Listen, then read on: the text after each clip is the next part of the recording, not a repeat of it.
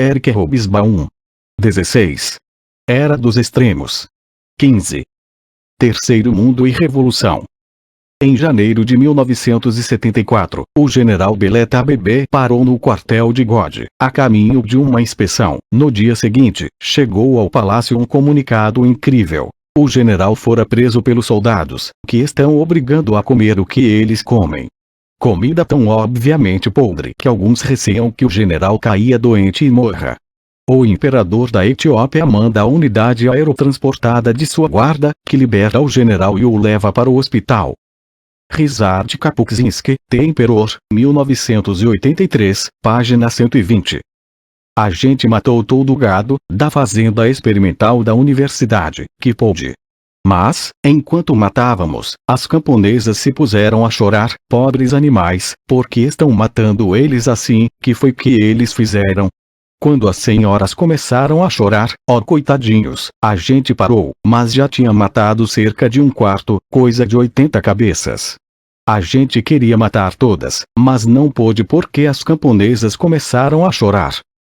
Depois que estávamos ali há algum tempo, um cavalheiro a cavalo, a caminho de Ayacucho, contou por lá o que se passava. Assim, no dia seguinte, saiu no noticiário da estação de rádio La Voz. Naquela hora a gente estava voltando, alguns camaradas tinham aqueles radinhos, e assim a gente ouviu, e, bem, isso fez a gente se sentir bem, não? Um jovem membro do Sendero Luminoso, Tempos, 1990, página 198. 1. Como quer que interpretemos as mudanças no terceiro mundo e sua gradual decomposição e fissão, em seu todo ele diferia do primeiro mundo em um aspecto fundamental. Formava uma zona mundial de revolução, recém-realizada, iminente ou possível. O primeiro mundo era, de longe, política e socialmente estável quando começar a Guerra Fria global. O que quer que fumigasse sob a superfície do segundo mundo, era abafado pela tampa do poder do partido e da potencial intervenção militar soviética. Por outro lado, muito poucos estados do terceiro mundo, de qualquer tamanho, atravessaram o período a partir de 1950, ou da data de sua fundação, sem revolução, golpes militares para suprimir, impedir ou promover revolução, ou alguma outra forma de conflito armado interno. As principais exceções até a data em que escrevo são a Índia e umas poucas colônias governadas por paternalistas autoritários e longevos como o Dr. Banda, de Malawi, ex-colônia de Nyasalandia, e o, até 1994, indestrutível M. Félix Houphouët-Boigny, da Costa do Marfim. Essa persistente instabilidade social e política do terceiro mundo dava-lhe seu denominador comum. Essa instabilidade era igualmente evidente para os Estados Unidos, protetores do status quo global, que a identificavam com o comunismo soviético, ou pelo menos a encaravam como uma vantagem permanente e potencial para o outro lado na grande luta global pela supremacia. Quase desde o início da Guerra Fria, os Estados Unidos partiram para combater esse perigo por todos os meios, desde a ajuda econômica e a propaganda ideológica até a guerra maior, passando pela subversão militar oficial e não oficial, de preferência em aliança com um regime local amigo ou comprado, mas, se necessário, sem apoio local. Foi isso que manteve o terceiro mundo como uma zona de guerra, quando a Primeira e Segunda Guerras Mundiais se resolveram na maior era de paz desde o século XIX. Antes do colapso do sistema soviético, estimava-se que cerca de 19, talvez mesmo 20, milhões de pessoas haviam sido mortas em mais de 100 guerras maiores e ações e conflitos militares entre 1945 e 1983, praticamente todas no terceiro mundo, mais de 9 milhões no leste da Ásia, 3,5 milhões na África, 2,5 milhões no sul da Ásia, cerca de meio milhão no Oriente Médio, sem contar a mais assassina de suas guerras, o conflito Irã-Iraque de 1980-88, que mal começara, e um pouco menos na América Latina, o N. World Social Situation, 1985, página 14. A Guerra da Coreia, de 1953, cujos mortos foram estimados entre 3 e 4 milhões, em um país de 30 milhões. Alidai Cummings, 1988, páginas 200, 201, e os 30 anos de guerras do Vietnã, 1945, 75, foram de longe as maiores guerras, e as únicas em que as próprias forças americanas se envolveram diretamente em grande escala. Em cada uma delas, cerca de 50 mil americanos foram mortos. As perdas dos vietnamitas e outros povos indochineses são difíceis de estimar, mas a estimativa mais modesta chega a 2 milhões. Contudo, algumas das guerras anticomunistas travadas indiretamente foram de barbaridade comparável, sobretudo na África, onde se diz que cerca de 1,5 milhão de pessoas morreram entre 1980 e 1988 nas guerras contra os governos de Moçambique e Angola, população conjunta de cerca de 23 milhões, com 12 milhões deslocados de suas terras ou ameaçados de fome. África, 1989, p. 6. O potencial revolucionário do Terceiro Mundo era igualmente evidente nos países comunistas, quando nada porque, como vimos, os líderes da libertação colonial tendiam a encarar-se como socialistas, empenhados no mesmo tipo de projeto de emancipação, progresso e modernização que a União Soviética, e nas mesmas linhas. Quando educados no estilo ocidental, podiam até mesmo julgar-se inspirados por Lenin e Marx, embora fossem incomuns os partidos comunistas poderosos no Terceiro Mundo, e, fora Mongólia, China e Iêmen, nenhum se tornou a força principal de movimentos de libertação nacional. Contudo, vários novos regimes reconheciam a utilidade do tipo de partido leninista e construíam ou tomavam de empréstimos como Sun Yat-sen fizera na China depois de 1920. Alguns partidos comunistas que conquistaram força e influência particulares foram postos de lado, como no Irã e Iraque na década de 1950, ou eliminados por massacres, como na Indonésia em 1965, onde algo como 500 mil de comunistas ou supostos comunistas foram mortos após o que se disse ter sido um golpe militar pró-comunista, provavelmente a maior carnificina política na história. Durante várias décadas, a União Soviética adotou uma visão essencialmente pragmática de sua relação com os movimentos revolucionários, radicais e de libertação do Terceiro Mundo, pois nem pretendia nem esperava aumentar a região sob governo comunista além da extensão da ocupação soviética no Ocidente, ou da intervenção chinesa, que não podia controlar inteiramente, no Oriente. Isso não mudou nem no período de Khrushchev, 1956-64, quando várias revoluções autóctones, em que os comunistas não tomaram parte, chegaram ao poder com energia própria, notadamente em Cuba, 1959, e Argélia, 1962. A descolonização africana também levou ao poder líderes que não pediam nada melhor que o título de anti-imperialistas, socialistas e amigos da União Soviética, sobretudo quando esta levava ajuda técnica, e outras não maculadas pelo velho colonialismo. Kwame Nkrumah em Gana, Sékou Touré na Guiné, Modibo Keïta em Mali, e o trágico Patrice Lumumba no Congo belga, cujo assassinato fez dele um ícone e mártir do Terceiro Mundo. A União Soviética rebatizou a Universidade da Amizade dos Povos, que estabelecera para estudantes do Terceiro Mundo em 1960 como Universidade Lumumba. Moscou simpatizava com os novos regimes e ajudou-os, embora logo abandonando o excesso de otimismo sobre os novos estados africanos. No ex-Congo belga, deu apoio armado ao lado lumumbista contra os clientes ou títeres dos Estados Unidos e dos belgas na Guerra Civil, com intervenções de forças das Nações Unidas, igualmente antipatizadas pelas duas superpotências, que se seguiu a precipitada concessão da independência à vasta colônia. Os resultados foram decepcionantes. Quando um dos novos regimes, o de Fidel Castro em Cuba, se declarou de fato oficialmente comunista, para surpresa de todos, a União Soviética tomou-o sob sua proteção, mas não a ponto de pôr permanentemente em perigo suas relações com os Estados Unidos.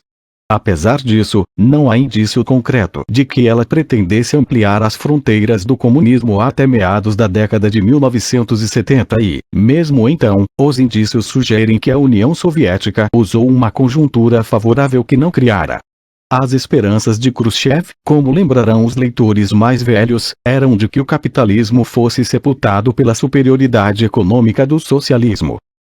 Na verdade, quando a liderança soviética do movimento comunista internacional foi desafiada em 1960 pela China, em nome da revolução, para não falar das várias dissidências comunistas, os partidos moscovitas no Terceiro Mundo mantiveram sua política escolhida, de estudada moderação.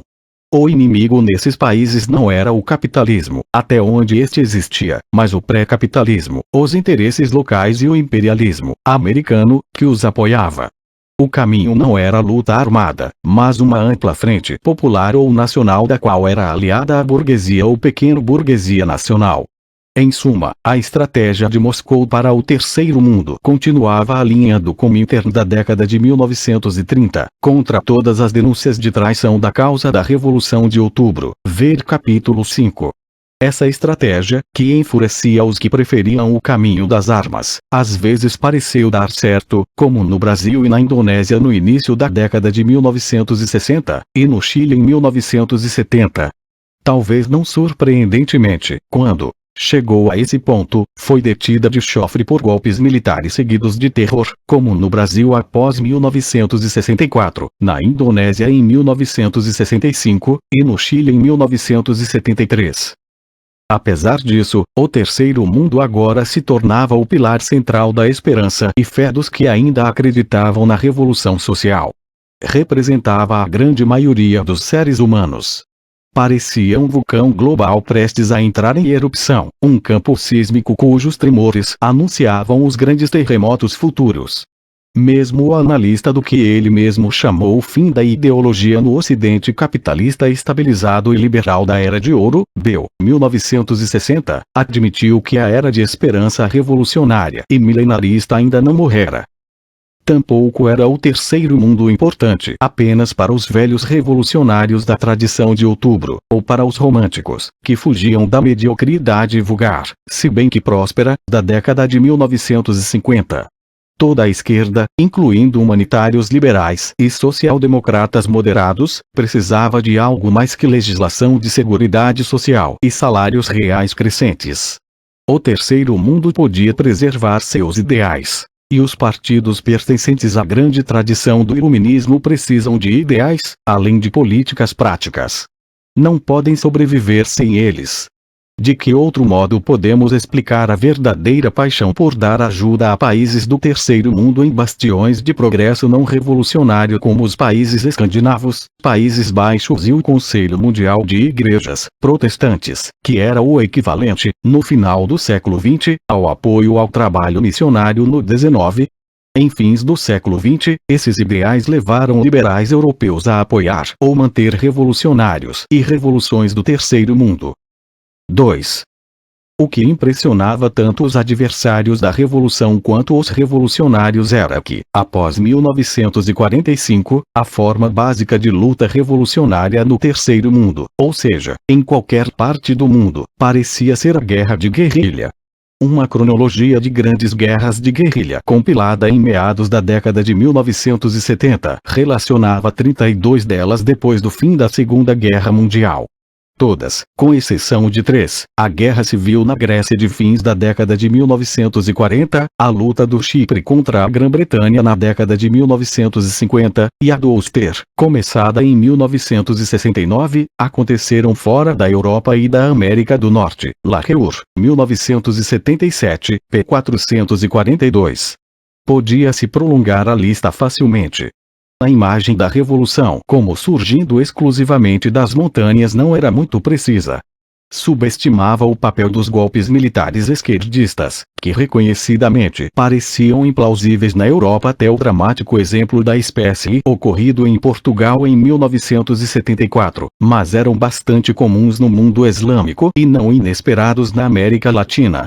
A Revolução Boliviana de 1952 foi feita por uma combinação de mineiros e insurretos do exército. A mais radical reforma da sociedade peruana, por um regime militar em fins da década de 1960 e na de 1970.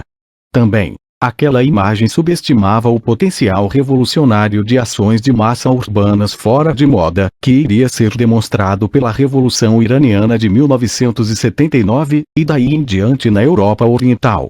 Contudo, no terceiro quartel do século todos os olhos estavam nas guerrilhas. Suas táticas, além disso, eram fortemente propagadas por ideólogos da esquerda radical, críticos da política soviética. Mao Tse-tung, após sua cisão com a União Soviética, e, depois de 1959, Fidel Castro, ou antes seu camarada, o belo e peripatético Che Guevara, 1928-67, inspiravam esses ativistas. Os comunistas vietnamitas, de longe os mais formidáveis e bem-sucedidos praticantes da estratégia da guerrilha, internacionalmente muito admirados por derrotar os franceses e o poderio dos Estados Unidos, não encorajavam seus admiradores a tomar partido nas brigas ideológicas intestinas da esquerda. A década de 1950 foi cheia de guerras de guerrilha no Terceiro Mundo, praticamente todas nos países coloniais em que, por um motivo ou outro, as antigas potências coloniais ou colonos locais resistiram à descolonização pacífica. Malásia, Quênia, o movimento Mau Mau, e Chipre no Império Britânico em dissolução. As guerras muito mais sérias na Argélia e no Vietnã no Império Francês em dissolução. Curiosamente, foi um movimento relativamente pequeno, sem dúvida menor que a insurgência malaia. Thomas, 1971, p. 1040, atípico mas bem-sucedido, que pôs a estratégia da guerrilha nas primeiras páginas do mundo. A revolução que tomou a ilha caribenha de Cuba em 1 de janeiro de 1959. Fidel Castro, 1927, era uma figura não característica na política latino-americana. Um jovem forte e carismático de boa família proprietária de terras, de política indefinida, mas que estava decidido a demonstrar bravura pessoal e ser um herói de qualquer causa da liberdade contra a tirania, que se apresentasse no momento certo. Mesmo seus slogans, pátria ou morte, originalmente vitória ou morte, e venceremos, pertencem a uma era mais antiga de libertação, admiráveis mas sem muita precisão. Após um período obscuro entre os bandos de pistoleiros da política estudantil da Universidade de Havana, escolheu a rebelião contra o governo do general Fulgêncio Batista, figura conhecida e tortuosa da política cubana desde sua estreia num golpe do exército em 1933, como então o sargento Batista, que voltara a tomar o poder em 1952 e a abrogar a Constituição. O método de Fidel era ativista, um ataque a um quartel do exército em 1953, cadeia, exílio e a invasão de Cuba por uma força guerrilheira que, na segunda tentativa, se estabeleceu nas montanhas da província mais remota. A jogada mal preparada deu certo. Em termos puramente militares, o desafio era modesto. Che Guevara, o médico argentino altamente talentoso como líder guerrilheiro, partiu para conquistar o resto de Cuba com 148 homens, que se elevaram a 300 quando já praticamente o conseguira. As guerrilhas do próprio Fidel só capturaram sua primeira cidade de 1000 habitantes em dezembro de 1958, Thomas, 1971, pp. 997, 1020-1024. O máximo que havia demonstrado em 1958, embora fosse muito, era que uma força irregular podia controlar um grande território liberado e defendê-lo contra uma ofensiva de um exército reconhecidamente desmoralizado. Fidel venceu porque o regime de Batista era frágil, não tinha apoio real, a não ser o motivado pela conveniência e o interesse próprio, e era liderado por um homem tornado indolente por longa corrupção. Desmoronou assim que a oposição de todas as classes políticas, da burguesia democrática aos comunistas, se uniram contra ele, e os próprios agentes, soldados, policiais e torturadores do ditador concluíram que o tempo dele se esgotara. Fidel provou que se esgotara, e, muito naturalmente, suas forças herdaram o governo. Um mau regime que poucos apoiavam fora derrubado.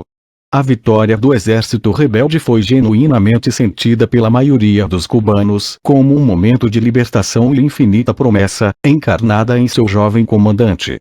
Provavelmente nenhum líder no breve século XX, uma era cheia de figuras carismáticas ensacadas e diante de microfones, idolatradas pelas massas, teve menos ouvintes céticos ou hostis que esse homem grande, barbudo, impontual, de uniforme de combate amassado, que falava horas seguidas, partilhando seus pensamentos um tanto assistemáticos com as multidões atentas e crédulas, incluindo este escritor. Uma vez na vida, a revolução foi sentida como uma lua de mel coletiva. Aonde iria levar? Tinha de ser para algum lugar melhor. Os rebeldes latino-americanos na década de 1950 inevitavelmente se viram não só recorrendo à retórica de seus libertadores históricos, de Bolívar ao José Martí da própria Cuba, mas à tradição anti-imperialista e social-revolucionária da esquerda pós-1917. Eram a favor da reforma agrária, o que quer que quisesse dizer isso, e, pelo menos implicitamente, contra os norte-americanos, sobretudo na pobre América Central, tão longe de Deus, tão perto dos Estados Unidos, na expressão do velho homem forte mexicano Porfírio Dias. Embora radicais, nem Fidel Castro, nem qualquer de seus camaradas eram comunistas, nem, com duas exceções, jamais disseram ter simpatias marxistas de qualquer tipo. Na verdade, o Partido Comunista Cubano, o único partido comunista de massa além do chileno, era notadamente não simpático a Fidel, até que algumas de suas partes juntaram-se a ele, meio tardiamente, em sua campanha. As relações entre eles eram visivelmente geladas. Os diplomatas e conselheiros americanos debatiam constantemente se o movimento era ou não pró-comunista. Se fosse a CIA, que já derrubara um governo reformador na Guatemala em 1954, sabia o que fazer, mas claramente concluiu que não era. No entanto, tudo empurrava o movimento fidelista na direção do comunismo, desde a ideologia social revolucionária daqueles que tinha probabilidade de fazer insurreições armadas de guerrilha até o anticomunismo apaixonado dos Estados Unidos na década de 1950 do senador McCarthy, que automaticamente inclinava os rebeldes latinos anti-imperialistas a olhar Marx com mais bondade. A Guerra Fria global fez o resto. Se o novo regime antagonizasse os Estados Unidos, o que era quase um acerto que faria, quando nada ameaçando os investimentos americanos, podia contar com os quase certos garantia e apoio do maior antagonista dos Estados Unidos. Além disso, a forma de governo de Fidel, através de monólogos informais diante de milhões de pessoas, não era um meio de governar, nem mesmo um pequeno país ou uma revolução, por qualquer período de tempo. Mesmo o populismo precisa de organização. O Partido Comunista era o único organismo do lado da revolução que podia proporcionar-lhe isso. Os dois precisavam um do outro, e convergiram. Além disso, em março de 1960, muito antes de Fidel descobrir que Cuba ia ser socialista e que ele próprio era comunista, embora muitíssimo à sua maneira, os Estados Unidos já haviam decidido tratá-lo como tal, e a CIA foi autorizada a providenciar sua derrubada. Thomas, 1971, página 271. Em 1961, tentaram uma invasão de exilados na Baía dos Porcos, e fracassaram. Uma Cuba comunista sobreviveu a 70 milhas de Key West, isolada pelo bloqueio americano e cada vez mais dependente da União Soviética. Nenhuma revolução poderia ter sido mais bem projetada para atrair a esquerda do hemisfério ocidental e dos países desenvolvidos, no fim de uma década de conservadorismo global, ou para dar à estratégia da guerrilha melhor publicidade. A Revolução Cubana era tudo: romance, heroísmo nas montanhas, ex-líderes estudantis com a desprendida generosidade de sua juventude, os mais velhos mal tinham passado dos 30, um povo exultante, num paraíso turístico tropical, pulsando com os ritmos da rumba. E o que era mais, podia ser saudada por toda a esquerda revolucionária. Na verdade, era mais provável que fosse saudada pelos críticos de Moscou, há muito insatisfeitos com a prioridade dos soviéticos para a coexistência pacífica entre ela e o capitalismo. O exemplo de Fidel inspirou os intelectuais militantes em toda parte da América Latina, um continente de gente ligeira no gatilho e com gosto pela bravura desprendida, sobretudo em posturas heróicas. Após algum tempo, Cuba passou a estimular a insurreição continental, exortada por Che Guevara, o defensor da Revolução Latino-Americana e da criação de muitos Vietnãs. Uma ideologia adequada foi fornecida por um brilhante jovem esquerdista francês, quem mais? Que sistematizou a ideia de que, num continente maduro para a revolução, só se precisavam importar pequenos grupos de militantes armados para as montanhas adequadas e formar focos para a luta de libertação em massa. De Brauer, 1965. Por toda a América Latina, entusiasmados grupos de jovens lançaram-se em lutas de guerrilha uniformemente condenadas de antemão sob a bandeira de Fidel, ou Trotsky, ou Mao Tse-tung. Com exceção da América Central e da Colômbia, onde havia uma velha base de apoio camponês a tropas armadas irregulares, a maioria dessas iniciativas desmoronou quase imediatamente, deixando atrás de si os cadáveres dos famosos. O próprio Che Guevara na Bolívia, o igualmente bonito e carismático padre rebelde Camilo Torres na Colômbia, e dos desconhecidos.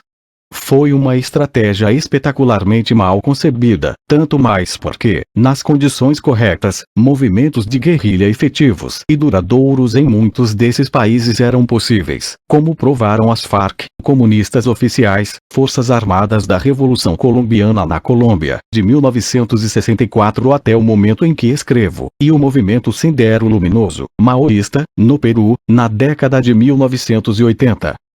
Contudo, mesmo quando os camponeses tomavam a estrada da guerrilha, esta raramente era um movimento camponês. As FARC da Colômbia são uma rara exceção.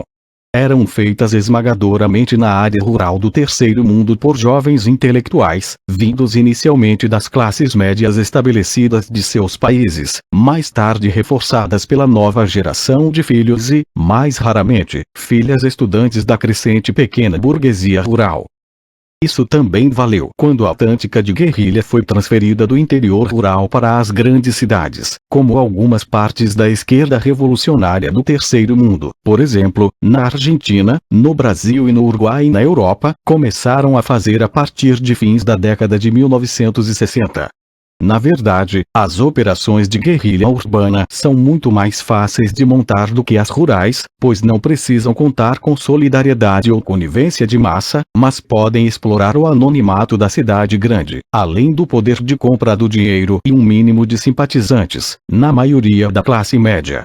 Esses grupos de guerrilha urbana, ou terroristas, acharam mais fácil produzir dramáticos golpes publicitários e assassinatos espetaculares, como o do almirante Carreiro Blanco, sucessor indicado de Franco, pelo ETA Basco em 1973, e o do premier italiano Aldo Moro pelas Brigadas Vermelhas em 1978, para não falar de ataques para levantar fundos, do que revolucionar seus países. Pois mesmo na América Latina as grandes forças da mudança política eram políticos civis, e exércitos.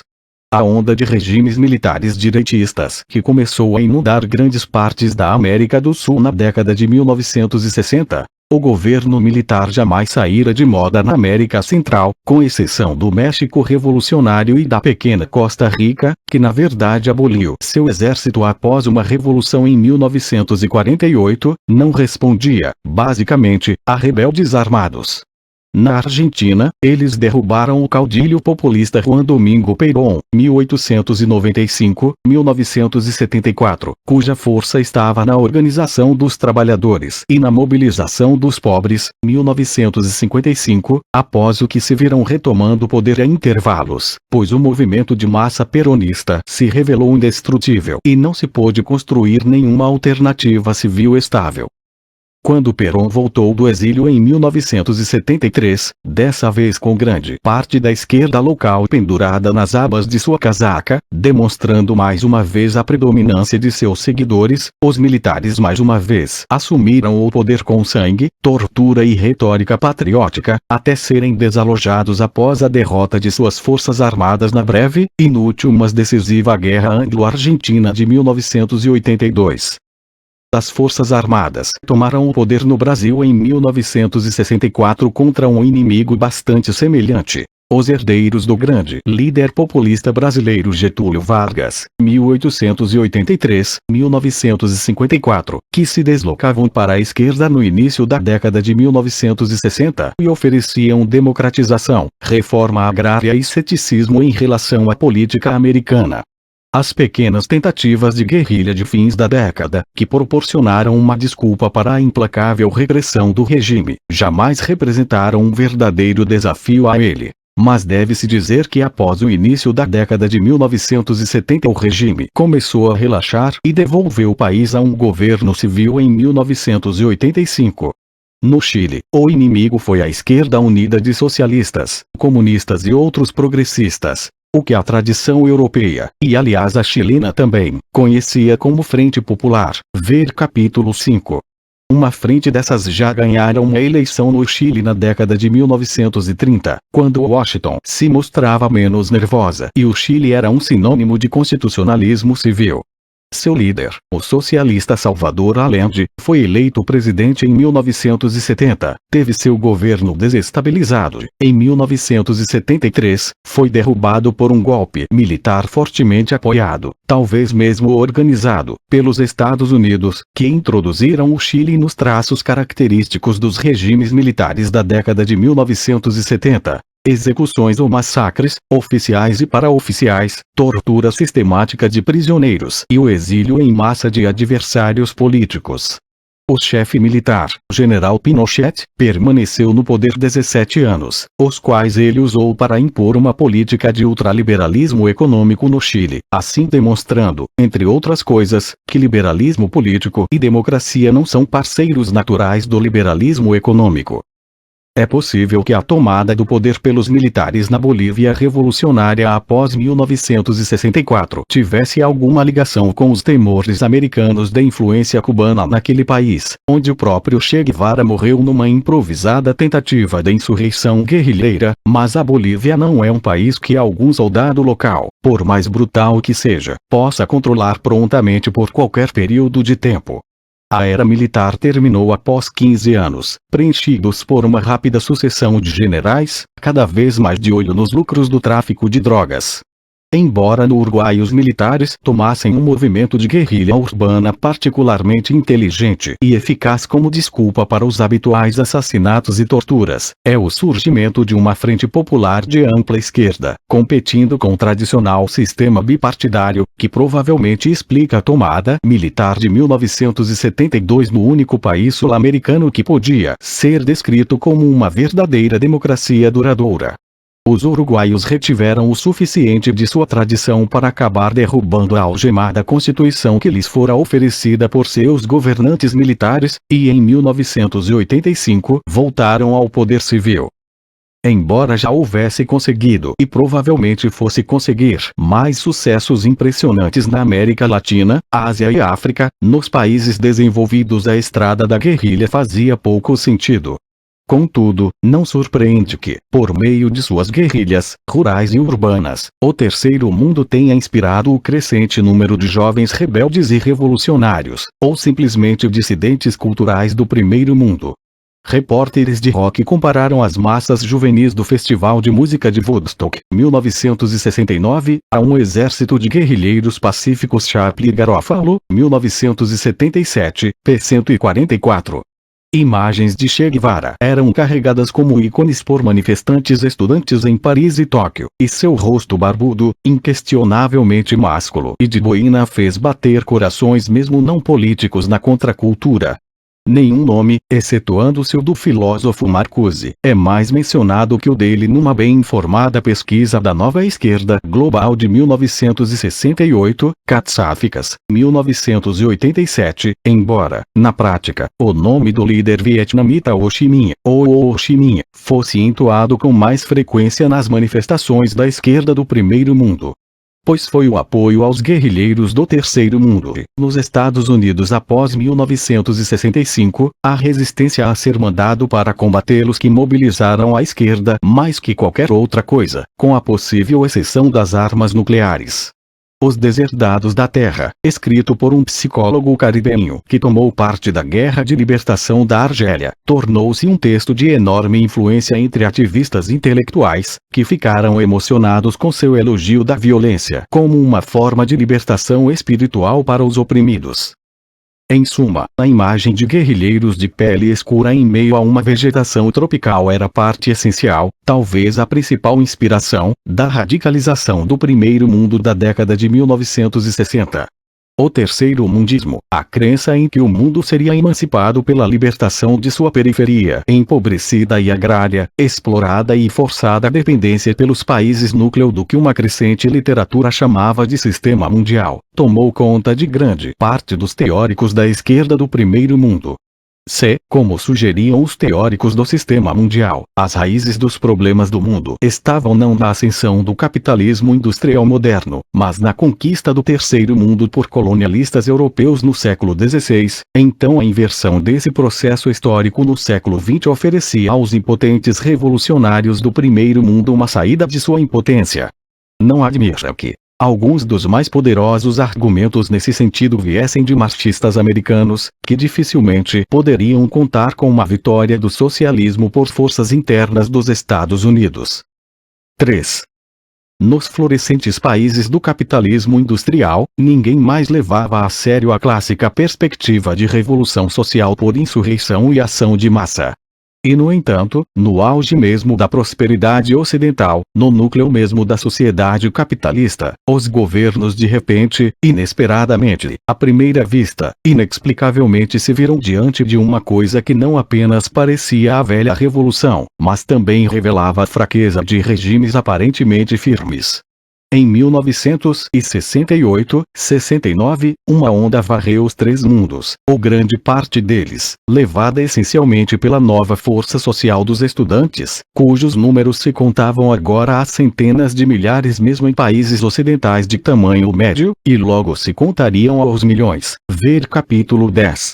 Além disso, seus números eram reforçados por três características políticas que multiplicavam sua eficácia política. Eram facilmente mobilizados nas enormes usinas de conhecimento que os continham, deixando-os ao mesmo tempo mais livres que os operários em fábricas gigantescas.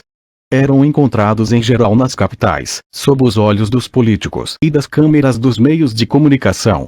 E, sendo membros das classes educadas, muitas vezes filhos da classe média estabelecida, e, quase em toda parte, mas sobretudo no terceiro mundo, base de recrutamento para a elite dominante de suas sociedades, não eram tão fáceis de metralhar quanto as classes mais baixas.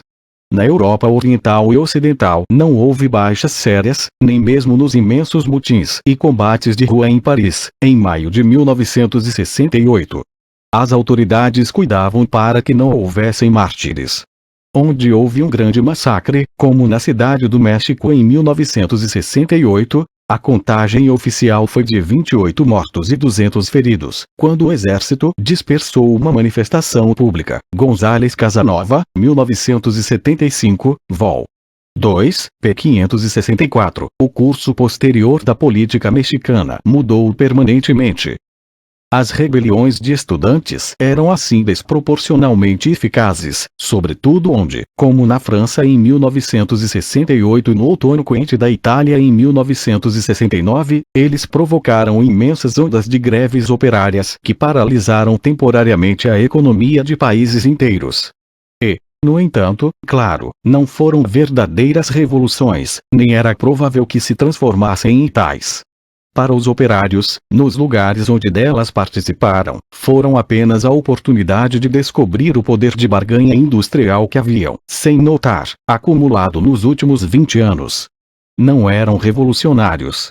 Os estudantes do primeiro mundo raramente se interessavam por questões banais, como derrubar governos e tomar o poder, embora na verdade os franceses chegassem bastante perto de derrubar o general de Gaulle em maio de 1968, e certamente encurtassem seu reinado. Ele se aposentou um ano depois, e o protesto estudantil americano contra a guerra tirasse o presidente L.B. Johnson no mesmo ano. Os estudantes do terceiro mundo estavam mais próximos das realidades do poder. Os do segundo mundo sabiam que estavam necessariamente distantes delas. A rebelião dos estudantes ocidentais foi mais uma revolução cultural, uma rejeição de tudo o que, na sociedade, representasse os valores paternos de classe média, e como tal foi discutida nos capítulos 10 e 11. Apesar disso, essa rebelião ajudou a politizar um número substancial da geração estudantil rebelde, que naturalmente se voltou para os inspiradores aceitos da Revolução Radical e total transformação social. Marx, os ícones não stalinistas da Revolução de Outubro e Mao. Pela primeira vez desde a era antifascista, o marxismo, não mais restrito à ortodoxia de Moscou, atraía grande número de intelectuais ocidentais. Jamais, claro, deixara de atraí-los no terceiro mundo. Era um marxismo peculiar, voltado para o seminário, combinado com diversas outras modas diferentes das então correntes na academia, e às vezes com outras ideologias, nacionalistas ou religiosas, pois vinha da sala de aula e não da experiência de vidas de trabalho. Na verdade, esse marxismo pouca relação tinha com o comportamento político desses novos discípulos de Marx, que em geral pediam o tipo de militância radical que não precisa de análise. Depois que se evaporaram as expectativas utópicas da rebelião original, muitos retornaram, ou antes se voltaram, para os velhos partidos da esquerda, que, como o Partido Socialista Francês, reconstruído nesse período, ou o Partido Comunista Italiano, foram revividos em parte pela infusão de entusiasmo jovem. Como o movimento era em grande parte de intelectuais, muitos foram recrutados para a profissão acadêmica. Nos Estados Unidos, esta consequentemente adquiriu um contingente sem precedentes de radicais político-culturais. Outros viam-se como revolucionários na tradição de Outubro e entraram ou recriaram as organizações de vanguarda de quadros nas linhas leninistas, pequenas, disciplinadas, de preferência clandestinas, para infiltrarem-se em organizações de massa ou para fins terroristas. Aqui o Ocidente convergiu com o Terceiro Mundo, também cheio de organizações de combatentes ilegais, esperando compensar a derrota da massa pela violência de grupo pequeno. As várias brigadas vermelhas italianas da década de 1970 foram provavelmente as mais importantes entre os grupos europeus de origem bolchevista. Surgiu um curioso mundo clandestino de conspiração mundial, em que os grupos de ação direta, de ideologia nacionalista e social revolucionária, às vezes as duas coisas juntas, se relacionavam numa rede internacional que consistia de vários, em geral minúsculos, exércitos vermelhos. Palestinos, insurretos bascos, Oira e outros, sobrepondo-se a outras redes ilegais, infiltradas por serviços de espionagem, protegidas e onde necessário auxiliadas por estados árabes ou orientais. Era um ambiente idealmente adequado para escritores de histórias de espionagem e terror, para os quais a década de 1970 foi uma era de ouro. Foi também a era mais sombria de tortura e contra-terror na história do Ocidente. Foi o período mais negro até então registrado na história moderna da tortura, com esquadrões de morte não identificados nominalmente, bandos de sequestro e assassinato em carros sem identificação que desapareciam pessoas, mas que todos sabiam que faziam parte do exército e da polícia, de forças armadas, dos serviços de informação, de segurança e da polícia de espionagem que se tornavam praticamente independentes de governos, quanto mais de controle democrático, de guerras sujas indizíveis. Isso se viu mesmo num país de velhas e poderosas tradições de lei e procedimento constitucional como a Grã-Bretanha, quando os primeiros anos do conflito na Irlanda do Norte levaram a alguns sérios abusos, que chamaram a atenção do relatório da Anistia Internacional sobre Tortura, 1975. Foi provavelmente o pior na América Latina. Embora isso não fosse muito notado, os países socialistas mal foram afetados por essa onda sinistra. Já haviam deixado para trás suas eras de terror, e não tinham movimentos terroristas em suas fronteiras, só grupelhos de dissidentes públicos que sabiam que, nas circunstâncias, a caneta era mais poderosa do que a espada, ou melhor, a máquina de escrever, além do protesto público ocidental, do que a bomba. A revolta estudantil de fins da década de 1960 foi a última arremetida da velha Revolução Mundial. Foi revolucionária tanto no antigo sentido tópico de buscar uma inversão permanente de valores, uma sociedade nova e perfeita, quanto no sentido operacional de procurar realizá-la pela ação nas ruas e barricadas, pela bomba e pela emboscada na montanha. Foi global, não só porque a ideologia da tradição revolucionária, de 1789 a 1917, era universal e internacionalista. Mesmo um movimento tão exclusivamente nacionalista quanto o ETA separatista basco, produto típico da década de 1960, dizia ser em certo sentido machista. Mas porque, pela primeira vez, o mundo, ou pelo menos o mundo em que viviam os ideólogos dos estudantes, era verdadeiramente global. Os mesmos livros eram publicados, quase simultaneamente, nas livrarias de estudantes em Buenos Aires, Roma e Hamburgo, em 1968, quase certamente incluindo Herbert Marcuse.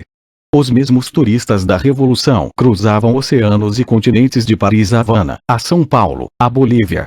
A primeira geração da humanidade a tomar a viagem aérea e as telecomunicações rápidas e baratas como coisas do cotidiano, os estudantes de final da década de 1960, não tinha dificuldade para reconhecer o que acontecia na Sorbonne, em Berkeley, em Praga como parte do mesmo acontecimento, na mesma aldeia global em que, segundo o guru canadense Marshall McLuhan, outro nome da moeda na década de 1960, vivíamos todos.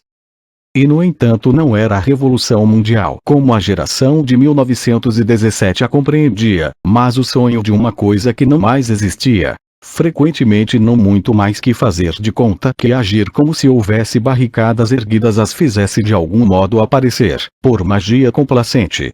O inteligente conservador Raymond Aron chegou a descrever os acontecimentos de maio de 1968 em Paris, não de todo imprecisamente, como teatro de rua ou psicodrama. Ninguém mais esperava a revolução social no mundo ocidental. A maioria dos revolucionários não mais sequer encarava a classe operária industrial, a coveira do capitalismo de Marx, como fundamentalmente revolucionária, a não ser por lealdade à doutrina ortodoxa.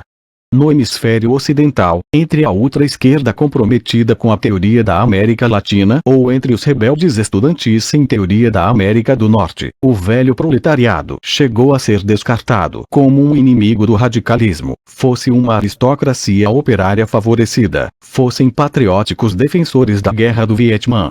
O futuro da revolução estava no interior camponês, em rápido esvaziamento, do terceiro mundo, mas o fato mesmo de que seus habitantes tinham de ser sacudidos de sua passividade por apóstolos armados da revolta vindos de longe, comandados por Castros e Guevaras, sugeria um certo afrouxamento na crença em que a inevitabilidade histórica asseguraria que os condenados da terra, cantados pela Internacional, romperiam sozinhos as suas cadeias.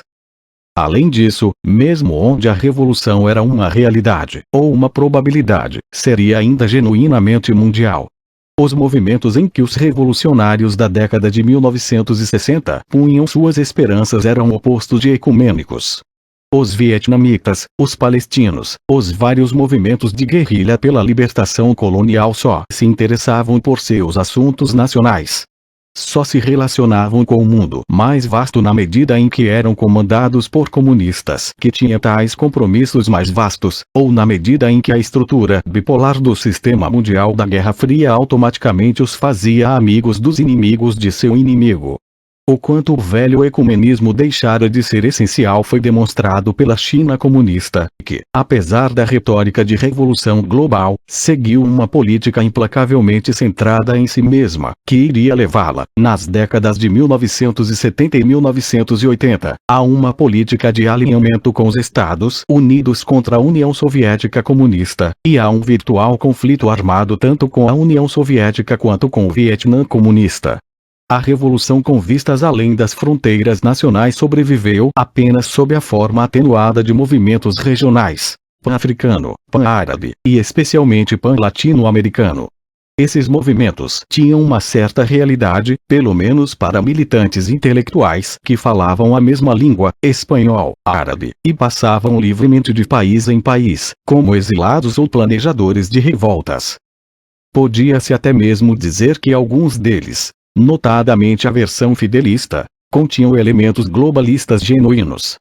Afinal, o próprio Che Guevara lutou por algum tempo no Congo, e Cuba iria mandar suas tropas para ajudar os regimes revolucionários do Chifre da África e de Angola na década de 1970. E, no entanto, fora da esquerda latino-americana, quantos esperavam de fato um trunfo pan-africano ou pan-árabe de emancipação socialista? Não se demonstrou a fragilidade, e mesmo a irrealidade política, das revoluções supranacionais no desmonte da breve República Árabe Unida, de Egito e Síria, com um Iêmen meio frouxo no meio, 1958-61, assim como os constantes atritos entre os regimes igualmente pan-árabes e socialistas do Partido Baath na Síria e Iraque. Na verdade, a mais sensacional prova do desaparecimento da Revolução Mundial foi a desintegração do movimento internacional a ela dedicado. Depois de 1956, a União Soviética e o movimento internacional sob sua liderança perderam o monopólio do apelo revolucionário, e da teoria e ideologia que o unificavam. Havia agora muitas espécies diferentes de marxistas, várias de marxistas-leninistas, e até 2 ou 3 diferentes tipos entre os poucos partidos comunistas que, após 1956, mantinham o retrato de Joseph Stalin em sua bandeira, os chineses, os albaneses, o bastante diferente PC, marxista, que se cindiu do Partido Comunista Indiano Ortodoxo. O que restava do movimento internacional comunista centrado em Moscou desintegrou-se entre 1956 e 1968, quando a China rompeu com a União Soviética em 1958-60 e pediu, com pouco sucesso, a secessão dos estados do bloco soviético e a formação de partidos comunistas rivais, enquanto partidos comunistas, sobretudo ocidentais, encabeçados pelos italianos, começavam a distanciar-se abertamente de Moscou, e quando o próprio campo socialista original de 1947 se dividia agora em estados com variados graus de lealdade à União Soviética, indo dos inteiramente comprometidos búlgaros a totalmente independente Iugoslávia. A invasão soviética da Tchecoslováquia em 1968, com o propósito de substituir uma forma de política comunista por outra, finalmente bateu o último prego no caixão do internacionalismo proletário. Daí em diante, tornou-se normal mesmo partidos comunistas alinhados com Moscou criticarem a União Soviética em público e adotarem políticas distintas das moscovitas, eurocomunismo. O fim do movimento comunista internacional foi também o fim de qualquer tipo de internacionalismo socialista ou social-revolucionário, pois as forças dissidentes e antimoscovitas não criaram organizações internacionais além de sínodos sectários rivais. O único organismo que ainda lembrava levemente a tradição de liberação ecumênica era a velha, ou antes revivida, Internacional Socialista, 1951, que agora representava governos e outros partidos, sobretudo ocidentais, que haviam abandonado formalmente a Revolução, mundial ou não, e na maioria dos casos até mesmo a crença nas ideias de Marx. 4. Contudo, se a tradição de revolução social no estilo de outubro de 1917, ou mesmo, como alguns diziam, a tradição original de revolução no estilo dos jacobinos franceses de 1793, se exaurira, continuava existindo a instabilidade social e política que gerava revoluções. O vulcão não deixara de estar ativo. À medida que a era de ouro do capitalismo mundial chegava ao fim, no início da década de 1970, uma nova onda de revolução varria grandes partes do mundo, seguida na década de 1980 pela crise dos sistemas comunistas ocidentais, que levou ao seu colapso em 1989. Embora ocorressem esmagadoramente no Terceiro Mundo, as revoluções da década de 1970 formaram um conjunto geográfica e politicamente mal distribuído. Começaram, muito surpreendentemente, na Europa, com a derrubada, em abril de 1974, do regime português do mais longevo sistema direitista do continente e, pouco depois, com o colapso de uma muito mais breve ditadura militar ultradireitista na Grécia. Após a morte há muito esperada do general Franco, em 1975, a transição pacífica do autoritarismo para o governo parlamentar completou esse retorno à democracia constitucional no sul da Europa. Essas transformações, ainda podiam ser consideradas como a liquidação de um serviço deixado inacabado desde a era do fascismo europeu e da Segunda Guerra Mundial. O golpe de oficiais radicais que revolucionou Portugal foi engendrado nas longas e frustrantes guerras contra guerrilhas de libertação colonial na África, que o exército português vinha travando desde inícios da década de 1960, sem maiores problemas, a não ser na pequena colônia de Guiné-Bissau, onde o talvez mais hábil de todos os líderes libertadores africanos, Amílcar Cabral, os levara a um impasse no fim daquela década. Os movimentos de guerrilha africanos haviam se multiplicado na década de 60, após o conflito do Congo e o endurecimento da política de apartheid sul-africana, a criação dos lares nacionais, o massacre de Sharpeville, mas sem sucesso significativo, além de enfraquecidos por rivalidades intertribais e sino-soviéticas. Com crescente ajuda soviética, a China se achava ocupada com o bizarro cataclismo da Grande Revolução Cultural de Mao. Esses movimentos renasceram no início da década de 1970, mas foi a Revolução Portuguesa que possibilitou às colônias conquistar finalmente sua independência em 1975. Moçambique e Angola logo foram mergulhados numa guerra civil muito mais assassina, de novo pela intervenção conjunta da África do Sul e dos Estados Unidos.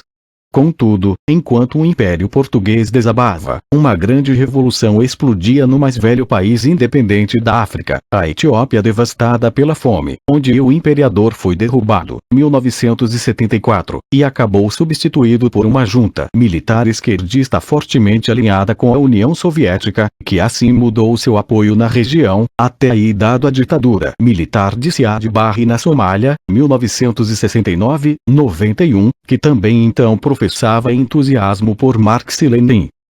Dentro da Etiópia, o novo regime foi contestado, e acabou sendo derrubado em 1991 por movimentos regionais de libertação ou secessão igualmente inclinados para o marxismo. Essas mudanças criaram uma moeda de regimes dedicados, pelo menos no papel, à causa do socialismo. O Dahomey se declarou uma república popular sob o habitual líder militar, e mudou seu nome para Benin. A ilha de Madagascar, Malagasy, declarou seu compromisso com o socialismo, também em 1975, após o habitual golpe militar. O Congo, que não deve ser confundido com seu gigantesco vizinho, o ex-Congo belga, agora rebatizado de Zaire, sob o sensacionalmente rapaz e pró-americano Mobutu, enfatizou seu caráter de república popular, também sob os militares. E na Rodésia do Sul, Zimbábue, a tentativa de estabelecer um Estado branco independente, que já durava 11 anos, chegou ao fim em 1976, sob a crescente pressão de dois movimentos de guerrilha, divididos por identidade tribal e orientação política, russa e chinesa respectivamente. Em 1980, o Zimbábue se tornou independente sob um dos líderes guerrilheiros. Embora no papel esses movimentos pertencessem à velha família revolucionária de 1917, na realidade pertenciam claramente a uma espécie diferente, o que era inevitável, em vista das diferenças entre as sociedades para as quais se destinavam as análises de Marx e Lenin e as da África subsaariana pós-colonial. O único país africano a que se aplicavam algumas das condições dessas análises era o capitalismo dos colonos da África do Sul, economicamente desenvolvido e industrializado, onde surgiu um verdadeiro movimento de libertação de massa, cruzando fronteiras tribais e raciais. O Congresso Nacional Africano, com a ajuda de um verdadeiro movimento sindical de massa e um eficiente partido comunista. Após o fim da Guerra Fria, até mesmo o regime do apartheid foi obrigado por ele a recuar. Contudo, também aí o movimento era desproporcionalmente forte entre certas tribos africanas e relativamente muito mais fraco entre outras, por exemplo, os Zulus, uma situação explorada com algum proveito pelo regime do apartheid. Em todas as outras partes, com exceção do pequeno e às vezes minúsculo quadro dos intelectuais urbanos, educados e ocidentalizados, as mobilizações nacionais e outras baseavam-se essencialmente em lealdades ou alianças tribais, uma situação que ia possibilitar aos imperialistas mobilizar outras tribos contra os novos regimes, como notadamente em Angola. A única importância do marxismo-leninismo para esses países foi uma receita para formar partidos de quadros disciplinados e governos autoritários. A retirada dos Estados Unidos da Indochina reforçou o avanço do comunismo. Todo o Vietnã se achava agora sob governo comunista inconteste, e governos semelhantes assumiram no Laos e no Camboja, no último caso sob a liderança do Khmer Vermelho, uma combinação particularmente assassina do maoísmo de café parisiense do seu líder Pol Pot, 1925, com o campesinato armado da mata, decidido a destruir a civilização das cidades. O novo regime matou seus cidadãos em números enormes mesmo para os padrões de nosso tempo. Não pode ter eliminado muito menos que 20% da população, até ser expulso do poder por uma invasão vietnamita que restaurou um governo humano em 1978. Depois disso, num dos mais deprimentes episódios da diplomacia, a China e o bloco americano continuaram a apoiar os restos do regime de Pol Pot, por motivos antissoviéticos e antivietnamitas. O fim da década de 1970 viu a onda de revolução lançar seus salpicos sobre os Estados Unidos, quando a América Latina e o Caribe, inquestionável área de dominação de Washington, pareceram inclinar-se para a esquerda. Nem a Revolução Nicaragüense de 1979, que derrubou a família Somoza, peões do controle americano nas pequenas repúblicas da região, nem o crescente movimento de guerrilha em El Salvador, nem mesmo o criador de casos General Omar Torrijos, postado no Canal do Panamá, enfraqueceram seriamente o domínio dos Estados Unidos, não mais que a Revolução Cubana. Menos ainda a revolução na minúscula ilha de Granada em 1983, contra a qual o presidente Reagan mobilizou todo o seu poderio armado. E, no entanto, o sucesso desses movimentos contrastou de maneira impressionante com seu anterior fracasso na década de 1960, e causou uma atmosfera que beirou a histeria em Washington no período do presidente Reagan, 1988.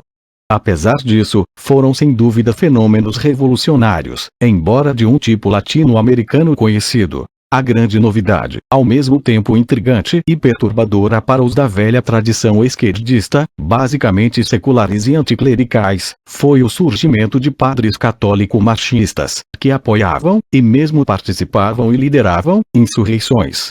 A tendência, legitimizada por uma teologia da libertação, apoiada por uma conferência episcopal na Colômbia, 1968, surgira após a Revolução Cubana, e encontrara poderoso apoio intelectual no setor mais inesperado, os jesuítas, e na menos inesperada oposição do Vaticano. Enquanto o historiador vê quão longe estavam da Revolução de Outubro, mesmo essas revoluções da década de 1970, que proclamavam afinidade com ela, os governos dos Estados Unidos inevitavelmente as encaravam em essência como parte de uma ofensiva global da superpotência comunista. Isso se devia em parte ao suposto papel do jogo de soma zero da Guerra Fria. A perda de um jogador devia ser o ganho do outro, e, como os Estados Unidos se haviam alinhado com as forças conservadoras da maior parte do terceiro mundo, mais que nunca na década de 1970, viram-se do lado perdedor das revoluções. Além disso, Washington julgava ter algum motivo para nervosismo com o progresso do armamento soviético. De qualquer modo, a era de ouro do capitalismo, e a centralidade do dólar nele, chegava ao fim. A posição dos Estados Unidos como superpotência estava inevitavelmente enfraquecida pela universalmente prevista derrota no Vietnã, do qual a maior potência militar da Terra foi obrigada finalmente a retirar-se em 1975. Desde que Golias fora derrubado pela funda de Davi, não havia uma debacle assim. Será demasiado supor, sobretudo em vista da Guerra do Golfo contra o Iraque em 1991, que uns Estados Unidos mais confiantes não teriam aceitado tão passivamente o golpe da OPEP em 1973. O que era a OPEP, além de um grupo de estados na maioria árabes, sem significado político além de seus poços de petróleo, e ainda não armados até os dentes graças aos altos preços do petróleo que agora podiam arrancar? Os Estados Unidos inevitavelmente viam qualquer enfraquecimento em sua supremacia global como um desafio a ela, e como um sinal da sede soviética de dominação mundial. As revoluções da Década de 1970 levaram portanto ao que se chamou de Segunda Guerra Fria e 1983, travada, como de hábito, por procuração entre os dois lados, sobretudo na África e depois no Afeganistão, onde o próprio exército soviético se envolveu fora de suas fronteiras pela primeira vez desde a Segunda Guerra Mundial. Contudo, não podemos discutir a afirmação de que a própria União Soviética achou que as novas revoluções lhe permitiam mudar o equilíbrio global ligeiramente a seu favor, ou, mais exatamente, contrabalançar, ao menos em parte, a grande perda diplomática sofrida na década de 1970 com os reveses na China e no Egito, cujos alinhamentos Washington conseguiu mudar. A União Soviética manteve-se fora das Américas, mas interveio em outras partes, sobretudo na África, em medida bem maior que antes e com algum sucesso. O simples fato de que a União Soviética permitiu ou encorajou a Cuba de Fidel Castro a mandar tropas para ajudar a Etiópia contra a nova cliente americana, a Somália, 1977, e Angola contra o movimento rebelde UNITA, apoiado pelos americanos e o exército sul-africano, fala por si. As declarações soviéticas agora falavam em estados de orientação socialista, além dos plenamente comunistas. Angola, Moçambique, Etiópia, Nicarágua, Iêmen do Sul e Afeganistão compareceram ao funeral de Brezhnev em 1982 com esse título. A União Soviética nem fizera, nem controlava essas revoluções, mas visivelmente as acolhia, com certa alacridade, como aliadas. Apesar disso, a próxima sucessão de regimes a desabar ou a ser derrubados demonstrou que nem a ambição soviética, nem a conspiração comunista mundial podiam ser responsabilizadas por essas revoltas, quando nada porque, de 1980 em diante, foi o próprio sistema soviético que começou a ser desestabilizado, no fim da década, se desintegrou. A queda do socialismo realmente existente e a questão de até onde essas revoltas podem ser tratadas como revoluções serão discutidas em outro capítulo.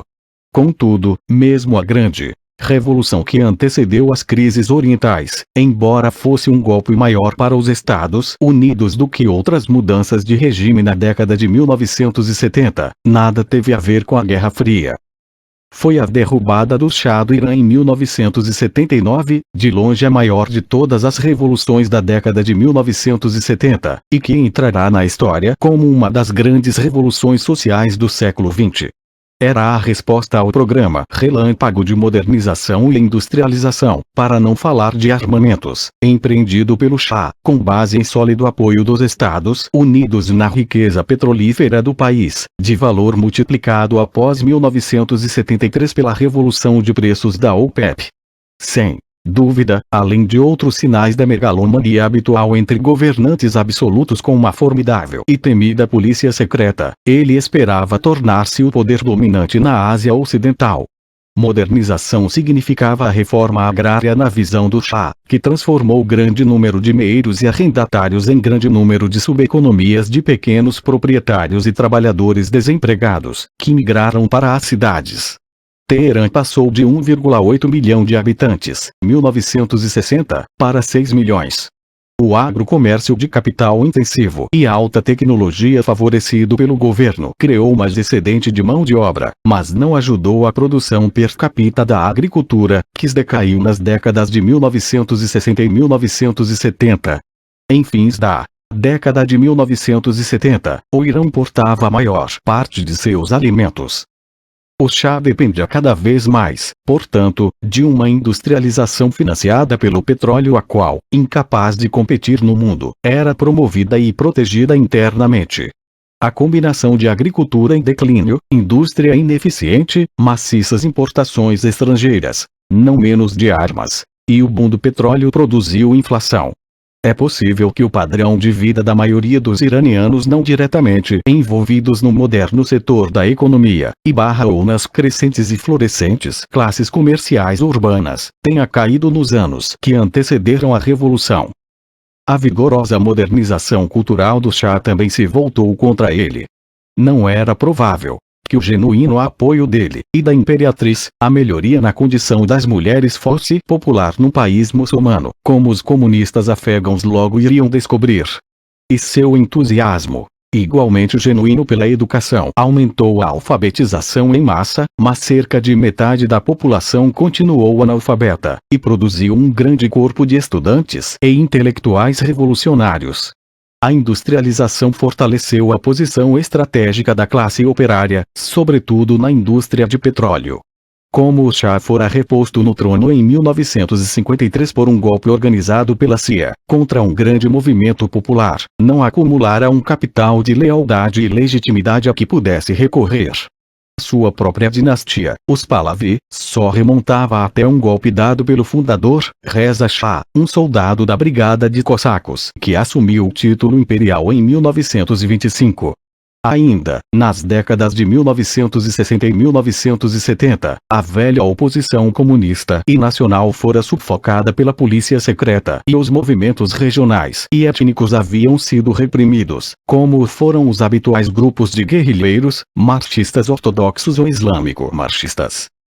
Não podiam oferecer a centelha para a explosão, que, o retorno à antiga tradição de revolução, de Paris em 1789 a Petrógrado em 1917, foi essencialmente um movimento das massas urbanas.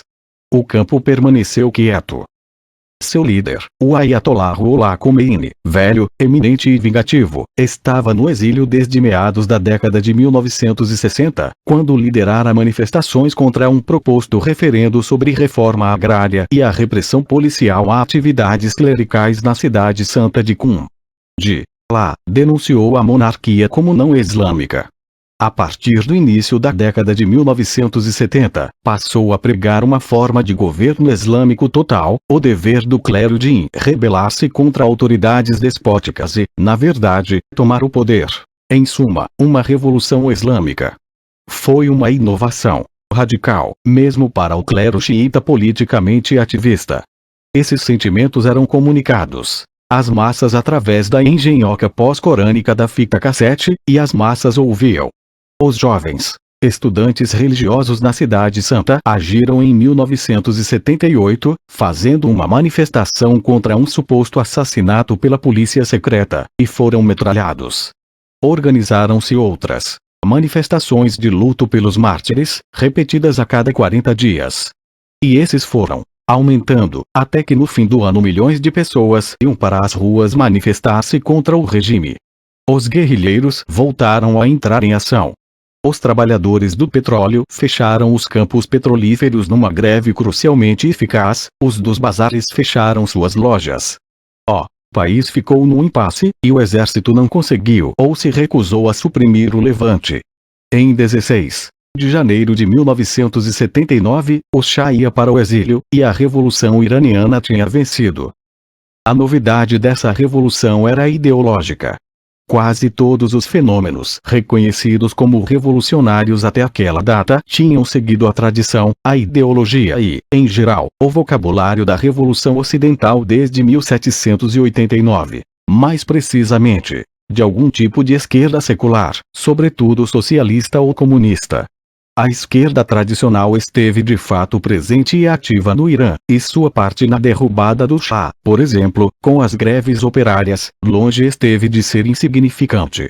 Contudo, foi quase imediatamente eliminada pelo novo regime. A Revolução Iraniana foi a primeira feita e ganha sob uma bandeira de fundamentalismo religioso, e a substituir o velho regime por uma teocracia populista, cujo programa professo era um retorno ao século VII d.C., ou antes, já que estamos num ambiente islâmico, a situação após a Hégira, quando se escreveu o Corão. Para revolucionários do velho tipo, tratava-se de um acontecimento tão bizarro quanto se o Papa Pio IX houvesse assumido a liderança da Revolução Romana de 1848. Isso não quer dizer que daí em diante os movimentos religiosos fossem alimentar revoluções, embora a partir da década de 1970 no mundo islâmico eles sem dúvida se tornassem uma força política de massa entre as classes médias e intelectuais das crescentes populações de seus países, e adotassem um tom insurrecional, sob a influência da Revolução Iraniana. Fundamentalistas islâmicos revoltaram-se e foram barbaramente reprimidos na Síria Batista, atacaram o mais sagrado dos santuários na Arábia Saudita e assassinaram o presidente do Egito, sob a liderança de um engenheiro eletricista, tudo em 1979-82. Nenhuma doutrina individual de revolução, nem qualquer projeto dominante individual para mudar o mundo substituiu a velha tradição revolucionária de 1789-1917, somente para derrubá-lo. Não significa sequer que a velha tradição tenha desaparecido do cenário político, ou perdido toda a força para derrubar regimes, embora a queda do comunismo soviético praticamente a eliminasse em grande parte do mundo. As velhas ideologias mantiveram substancial influência na América Latina, onde o mais assustador movimento insurgente da década de 1980, o Sendero Luminoso, peruano, apregoava seu maoísmo. Estavam vivas na África e na Índia. Além disso, para surpresa dos que foram criados com base nos lugares comuns da Guerra Fria, os partidos governantes de vanguarda do tipo soviético sobreviveram à queda da União Soviética, sobretudo em países atrasados do Terceiro Mundo. Venceram eleições autênticas nos Balcãs e demonstraram em Cuba e na Nicarágua, em Angola e mesmo em Cabul, após a retirada do exército soviético, que eram mais que simples clientes de Moscou. Contudo, mesmo aí a velha tradição foi erodida, e muitas vezes destruída por dentro, como na Sérvia, onde o Partido Comunista se transformou num partido de chauvinismo da Grande Sérvia, ou no movimento palestino, onde a liderança da esquerda secular era cada vez mais minada pela ascensão do fundamentalismo islâmico. 5. As revoluções de fins do século XX, assim, tiveram duas características. Uma foi a atrofia da tradição de revolução estabelecida, outra, a revivescência das massas. Como vimos, ver capítulo 2, poucas revoluções desde 1917-18 foram feitas a partir das bases. A maioria ou foi pelas minorias ativistas dos engajados e organizados, ou impostas de cima, como por golpes de exército ou conquista militar, o que não significa que não tenham sido, nas circunstâncias adequadas, autenticamente populares. Raramente poderiam estabelecer-se de outro modo, exceto quando vinha com conquistadores estrangeiros. Contudo, em fins do século XX as massas retornaram à cena mais em papéis principais que coadjuvantes. O ativismo de minoria, em forma de guerrilhas e terrorismo rurais ou urbanos, continuou, e na verdade se tornou endêmico no mundo desenvolvido e em partes significativas do sul da Ásia e da zona islâmica. Os incidentes de terrorismo internacional, na contagem do Departamento de Estado americano, aumentaram quase continuamente de 125 em 1968 para 831 em 1987, e o número de suas vítimas de 241 para 2905, um World Social Situation, 1989, p. 165. A lista de assassinatos políticos encompridou: o presidente Anwar Sadat do Egito, 1981, Indira Gandhi, 1984, e Rajiv Gandhi, 1991, da Índia, para citar só alguns. As atividades do Exército Republicano Provisório Irlandês no Reino Unido e do ETA Basco na Espanha são características desse tipo de violência de pequeno grupo, que tinha a vantagem de poder ser realizada por algumas centenas, ou mesmo dezenas, de ativistas, com a ajuda de explosivos e armamentos extremamente potentes, baratos e portáteis que um florescente tráfico internacional de armas agora espalhava em atacado pelo globo. Eram um sintoma da crescente barbarização de todos os três mundos, e acrescentavam-se à poluição devida à violência e insegurança generalizadas da atmosfera que a humanidade urbana aprendeu a respirar no fim do milênio. Contudo, sua contribuição à revolução política era pequena. O mesmo não se aplica, como mostrou a Revolução Iraniana, à disposição das pessoas a sair às ruas aos milhões. Ou, como na Alemanha Oriental 10 anos depois, a decisão de cidadãos da República Democrática Alemã desorganizada, espontânea, embora decisivamente facilitada pela decisão da Hungria de abrir suas fronteiras, de votar com seus pés e seus carros contra o regime, migrando para a Alemanha Ocidental. Em 2 meses, 130 mil alemães orientais tinham feito isso. Bruges, 1990, pp. 7-10, antes da queda do Muro de Berlim. Ou, como na Romênia, onde a televisão pela primeira vez captou o momento da revolução, no rosto desabado do ditador, quando a multidão, convocada pelo regime na praça pública, se pôs a vaiar em vez de aplaudir. Ou nas partes ocupadas da Palestina, quando o movimento de não cooperação em massa da Intifada, iniciado em 1987, demonstrou que dali em diante só a repressão ativa, e não a passividade ou mesmo aceitação tácita, mantinha a ocupação israelense. O que quer que tenha estimulado as populações até então inertes a entrar em ação. Comunicações modernas, como TV e gravadores de fita, tornavam difícil isolar mesmo as mais isoladas das questões mundiais. Era a disposição das massas de manifestar-se que decidia as questões. Essas ações de massa, por si mesmas não derrubaram, nem poderiam derrubar, regimes. Podiam até mesmo ser detidas por coerção e armas, como foi a mobilização em massa pela democracia na China, em 1989, com o massacre da Praça Tiananmen em Pequim.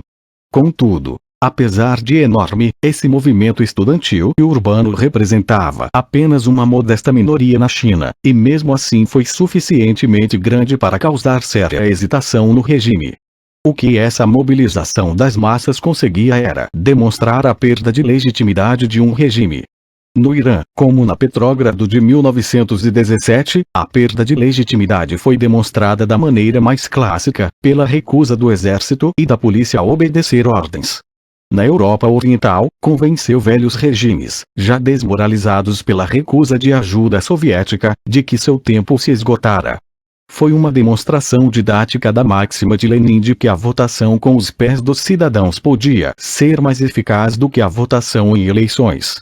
Claro que só o simples ruído dos pés dos cidadãos em massa não podia fazer revoluções. Não eram exércitos, mas multidões, ou agregados estatísticos de indivíduos. Precisavam de líderes, estruturas ou estratégias políticas para ser eficazes. O que os mobilizou no Irã foi uma campanha de protesto político de adversários do regime. Mas o que transformou essa campanha em revolução foi a disposição de milhões de pessoas de juntar-se a ela. Do mesmo modo, há exemplos anteriores maciços dessa intervenção direta das massas, respondendo a um apelo político vindo de cima, do Partido do Congresso na Índia para abster-se de cooperação com os britânicos nas décadas de 1920 e 1930, ver capítulo 7, ou dos seguidores do presidente Perón para exigir a libertação de seu herói preso, no famoso Dia da Lealdade, na Plaza de Maio, em Buenos Aires, 1945. Além disso, o que contava não eram números absolutos, mas números agindo numa situação que os tornava operacionalmente eficazes. Ainda não entendemos por que a votação com os pés, em massa, se tornou parte tão mais significativa da política nas últimas décadas do século. Uma das razões deve ser que, nesse período, o fosso entre governantes e governados se alargou em quase toda parte, embora nos estados que ofereciam mecanismos para saber o que pensavam seus cidadãos, e meios para que eles expressassem suas preferências políticas de tempos em tempos, fosse improvável produzir-se uma revolução ou completa perda de contato. Era mais provável ocorrerem demonstrações de quase unânime falta de confiança em regimes que, ou tinha perdido, ou, como Israel nos territórios ocupados, nunca tinham tido legitimidade, sobretudo quando ocultavam isso de si mesmos.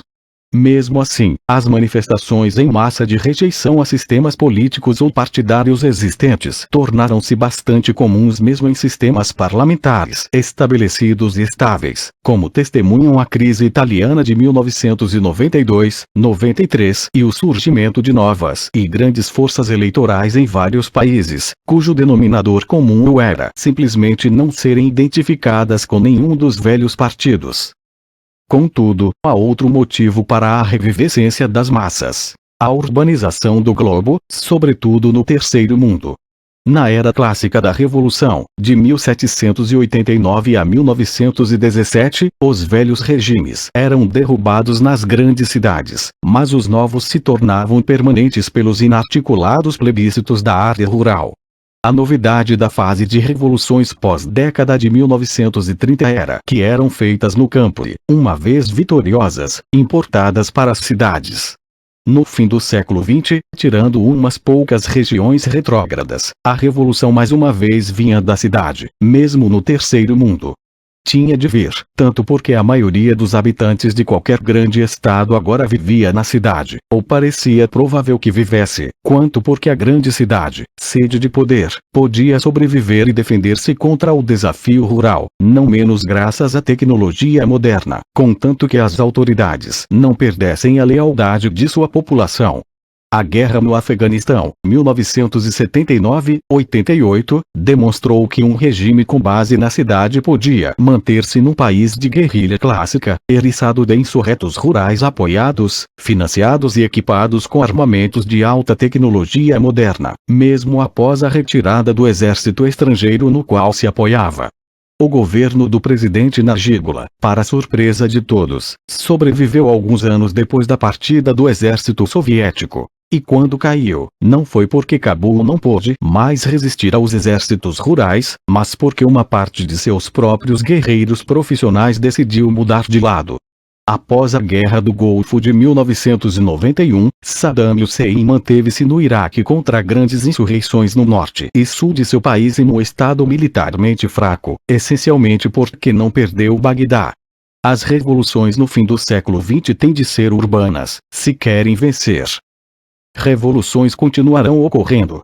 As quatro grandes ondas do século XX, de 1917, 20, 1944, 62, 1974, 8 e 1989, poderão ser seguidas de outras rodadas de colapso e derrubada. Ninguém que olhe em retrospecto um século em que não mais que um punhado de estados hoje existentes passou a existir, ou sobreviveu, sem passar por revolução, contra-revolução armada, golpes militares ou conflito civil armado, apostaria seu dinheiro no trunfo universal da mudança pacífica e constitucional, como previsto em 1989 por alguns eufóricos crentes na democracia liberal. O mundo que entra no terceiro milênio não é um mundo de estados ou sociedades estáveis. Contudo, se é praticamente certo que o mundo, ou pelo menos grande parte dele, estará repleto de mudanças violentas, a natureza dessas mudanças é obscura. O mundo do fim do breve século XX se acha mais em estado de colapso que de crise revolucionária, embora naturalmente contenha países nos quais, como o Irã na década de 1970, existem as condições para a derrubada de regimes odiados que perderam a legitimidade, por levante popular sob liderança de forças capazes de substituí-los. Por exemplo, no momento em que escrevo, a Argélia e, antes da abdicação do regime do Apartheid, na África do Sul. Não se segue que condições revolucionárias potenciais ou reais produzam revoluções bem-sucedidas. Apesar disso, esse tipo de descontentamento concentrado com o status quo é hoje menos comum que uma rejeição desconcentrada do presente, uma ausência ou desconfiança da organização política, ou simplesmente um processo de desintegração a que as políticas interna e internacional dos estados se adaptam o melhor que podem.